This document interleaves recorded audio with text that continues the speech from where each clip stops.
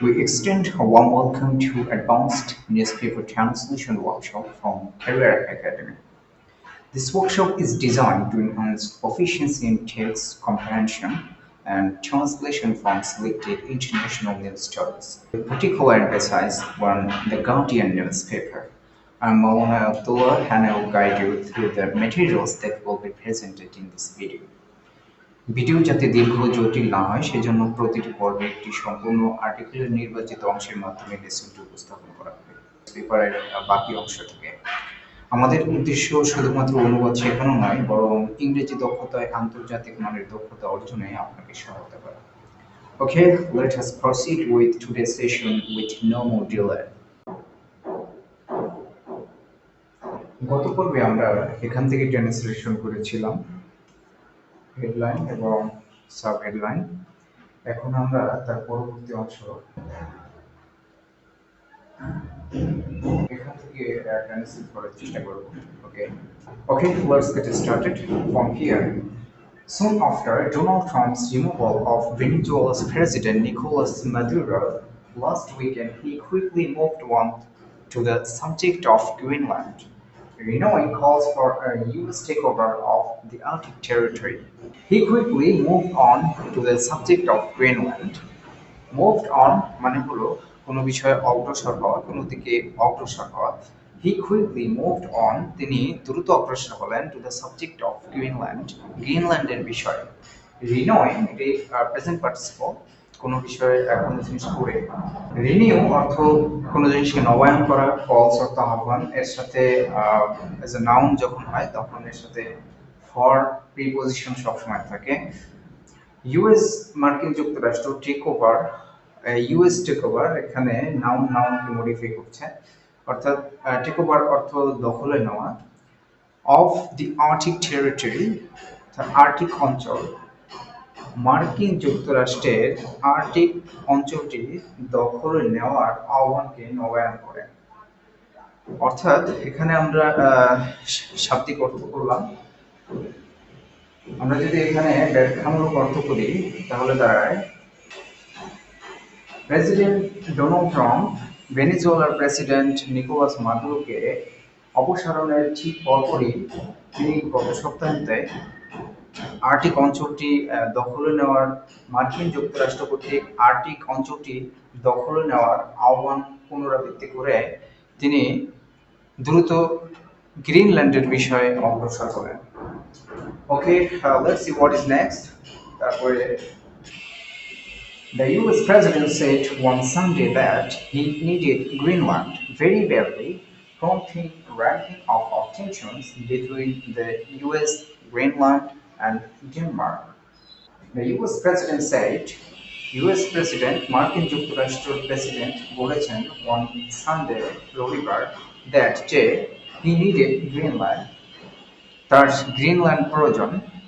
এখানে মূলত এটা প্রেজেন্ট ইনডিফিনিট টেন্স ছিল এবং বাংলায় সেই অর্থ হবে, কিন্তু এটি ইনডাইরেক্ট স্পিচে আসার কারণে এটি পাস্ট টেন্স হয়ে গিয়েছে। ওকে, মার্কিন যুক্তরাষ্ট্রের প্রেসিডেন্ট রবিবারে বলেছেন যে তার গ্রিনল্যান্ড প্রয়োজন। ব্যাডলি অর্থ এখানে খুবই খারাপভাবে, বিষয়টা এরকম শাব্দিক বাংলা অর্থ করলে সেটা মিলবে না। অর্থাৎ কোনো একটি জিনিসের ফলাফল যদি খারাপ হয় সেক্ষেত্রে এখানে ব্যাডলি ব্যবহার করা হয়, অর্থাৎ যার ফলে ফলাফলটা এত খারাপ হয়েছে যে prompting or ramping up of tension, present participle এখানে কারণ বোঝানোর জন্য ব্যবহার করা হয়েছে, কোনো জিনিসের ফলাফল বোঝানোর জন্য প্রেজেন্ট পার্টিসিপল ব্যবহার করা হয়। যার ফলে প্রম্পট মানে হলো কোনো জিনিসের জন্ম দেওয়া, কোনো কিছুর কারণ হওয়া, অনেকটা কজ সামথিং এর মতো। ওকে, প্রম্পিং যার ফলে তৈরি হয়েছে।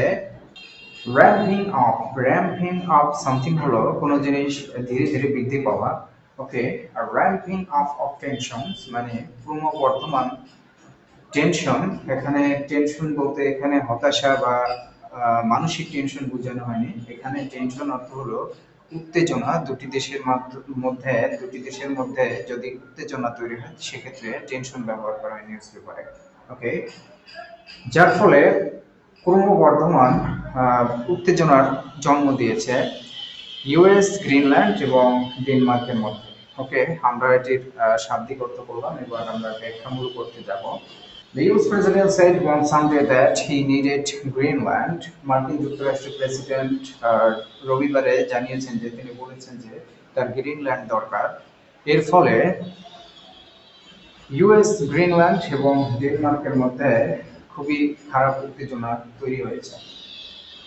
Okay, let's see what is next. Okay, let's see what is next. Greenland is part of the Danish kingdom. Denmark formerly ruled it as a colony and today still controls its foreign and security policy. Greenland is part of the Danish kingdom. Greenland হলো ডেনমার্কের রাজ্যের অংশ। Denmark formerly ruled it as a colony. Former অর্থ সাবেক আর formally হলো পূর্বে। Denmark পূর্বে rule ইট এটির রাজত্ব করেছিল, এটির শাসন করেছিল অ্যাজ আ কলোনি, তার একটি কলোনি হিসাবে। And today still controls its foreign and security policy, এবং আজকের দিনে এসেও আজকেও এমনকি আজকেও কন্ট্রোলস, এখানে কন্ট্রোলস এর সাবজেক্ট ডেনমার্ক। এখানে সাবজেক্ট বাদ দেওয়া হয়েছে, এখানে সাবজেক্ট এলিপসিস হয়েছে, অর্থাৎ যেহেতু আগে একই নাউন উল্লেখ করা হয়েছে এ কারণে আর দ্বিতীয়বার উল্লেখ করা হচ্ছে না, রিপিটিশন থেকে অ্যাভয়েড করার জন্য। Still controls its foreign and security policy, এখনো নিয়ন্ত্রণ করে এটির বৈদেশিক এবং নিরাপত্তা নীতি। এখানে ইটস একটি প্রোনাউন দেখতে পাচ্ছি। এই প্রোনাউনের অ্যান্টাসিডেন্ট থাকে, অ্যান্টাসিডেন্ট অফ প্রোনাউন, অর্থাৎ প্রোনাউন যে জন্য ব্যবহার করা হচ্ছে তার পিছনে একটা নাউন অবশ্যই থাকবে। সেটা হয়তো বক্তা এবং শ্রোতা উভয়ের জানা থাকবে, অথবা লেখক এবং পাঠক উভয় জানবে, অথবা সরাসরি বাক্যেই পূর্বে উপস্থিত থাকবে।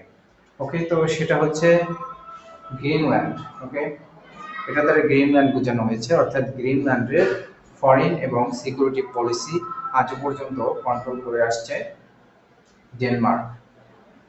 ওকে, এটা ছিল আমাদের ওয়ার্ড বাই ওয়ার্ড ট্রান্সলেশন। ওকে, আমরা একটু ব্যাখ্যামূলক অর্থের দিকে যাব। Greenland is part of the Danish kingdom. Denmark formerly ruled it as a colony and today still controls its foreign and security policy.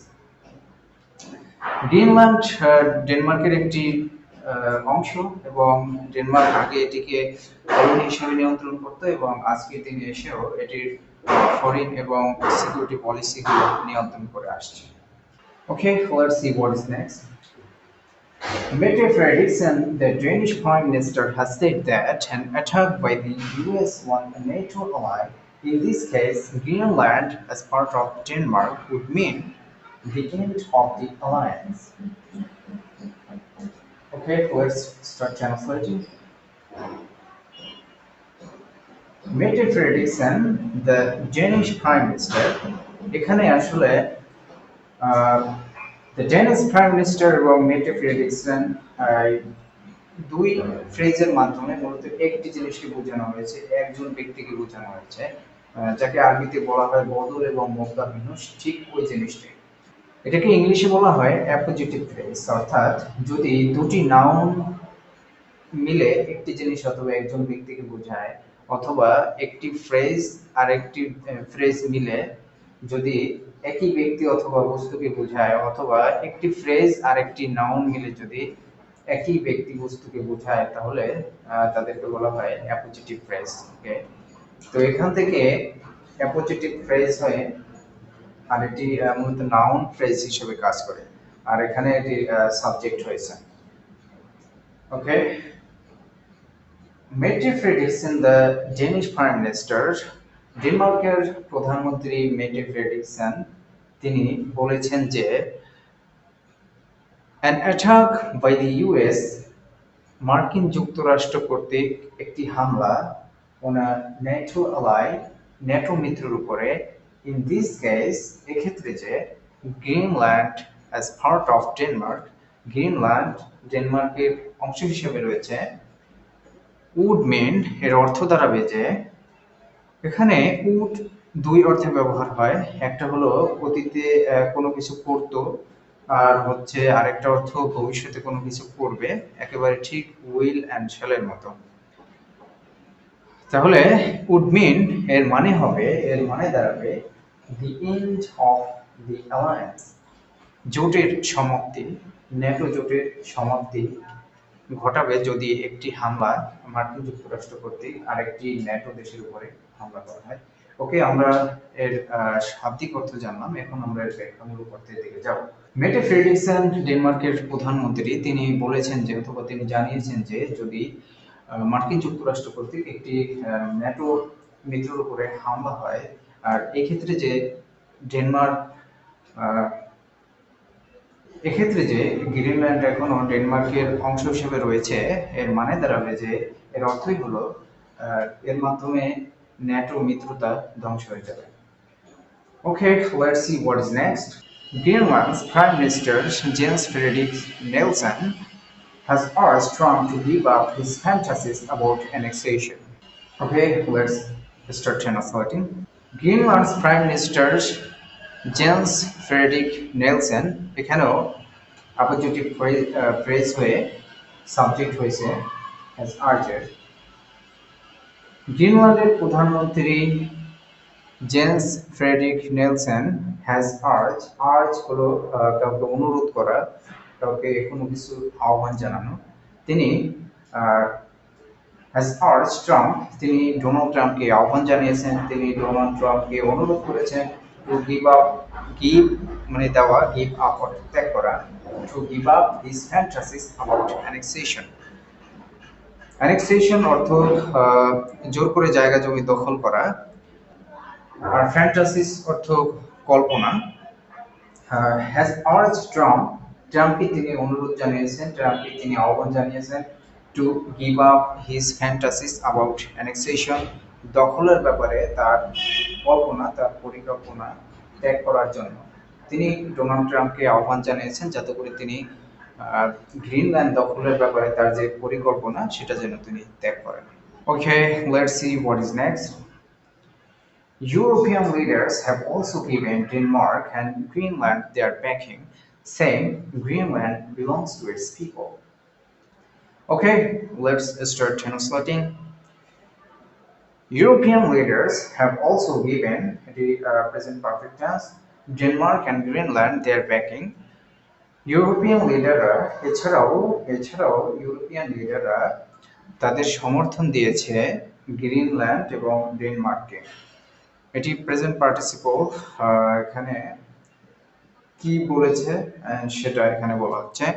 Saying একথা বলে যে Greenland belongs to its people, Greenland এটির জনগণের মালিকানায়, অর্থাৎ গ্রিনল্যান্ডের মালিক এটির জনগণ। এখানে এর অর্থ কিভাবে এটির জনগণের মালিকানায় হলো সেটাই হলো বোঝার বিষয়। আই হ্যাভ সামথিং মানে হচ্ছে আমার কিছু আছে, আমার কোনো একটা কিছু আছে। পিপল হ্যাভ লোকদের আছে, এটা দ্বারা সাধারণত মালিকানা বোঝানো হয়, কিন্তু বিলং টু দ্বারাও মালিকানা বোঝানো হয়। তবে এর ব্যবহারের মধ্যে পার্থক্য আছে, অর্থাৎ বাংলায় যেটাকে মনে করা হয় এটি সাবজেক্ট হওয়া দরকার, সেটা হবে এই টু প্রিপোজিশনের অবজেক্ট অফ প্রিপোজিশন। আর বাংলায় যেটাকে অবজেক্ট হওয়ার দরকার ছিল সেটাই মূলত এখানে বিলং এর ক্ষেত্রে সেটা হয়ে যায় সাবজেক্ট, অর্থাৎ যে মালিকানা বস্তু সেটা হবে সাবজেক্ট, আর ওটার মালিক যে থাকবে সেটা হবে টু প্রিপোজিশনের পরে। তাহলে এভাবেই মূলত বিলং ব্যবহার হয়। Greenland belongs to its people, আর এর অর্থ এ কারণে এর জনগণ এর মালিক, এর কারণ হলো যেহেতু এই জনগণের অংশ টু এর পরে আছে, এই টু এর পরে যেটা থাকবে ওটাই হবে মালিক, আর যেটা সাবজেক্টের জায়গায় থাকবে সেটাই হবে এর মালিকানা বস্তু।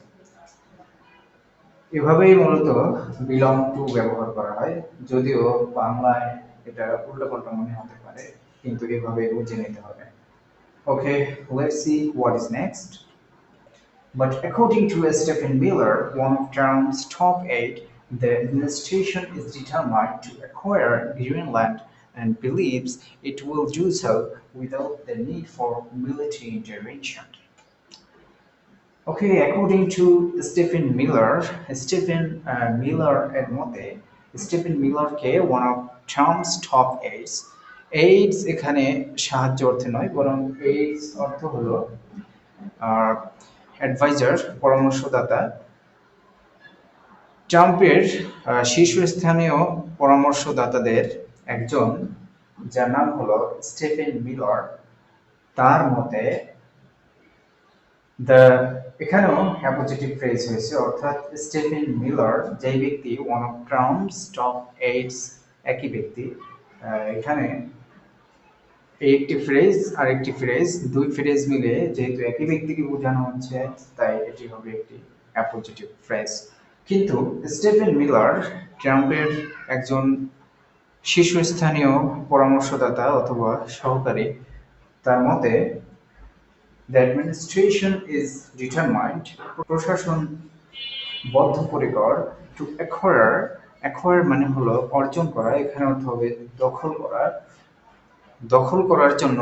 দখল করার ক্ষেত্রে বদ্ধপরিকর গ্রিনল্যান্ড দখল করার জন্য বদ্ধপরিকর অ্যান্ড বিলিভস এখানেও সাবজেক্ট এলিপসিস হয়েছে কারণ হলো এখানে অ্যাডমিনিস্ট্রেশন একবার উল্লেখ হয়ে গিয়েছে এখানে দ্বিতীয়বার উল্লেখ করার প্রয়োজন নেই এ কারণে এটাকে তুলে দেওয়া হয়েছে অমিশন করে দেওয়া হয়েছে অ্যান্ড বিলিভস এবং তার প্রশাসন বিশ্বাস করে যে ইট উইল ডু সো এটি তাই করবে এই ইট এর অ্যান্টাসিডেন্ট এটাও administration it will do so এটি তাই করবে উইদাউট দ্য নিড প্রয়োজন ছাড়া এখানে নিডের সাথে সবসময় ফর ইউজ হয় অ্যাজ এ প্রিপোজিশন কিছু কিছু ওয়ার্ড আছে যেগুলোর সাথে সবসময় প্রিপোজিশন ফিক্সড হিসেবে থাকে যেমন হচ্ছে অল্টারনেটিভের সাথে সবসময় টু থাকে কিন্তু এখানে বাংলায়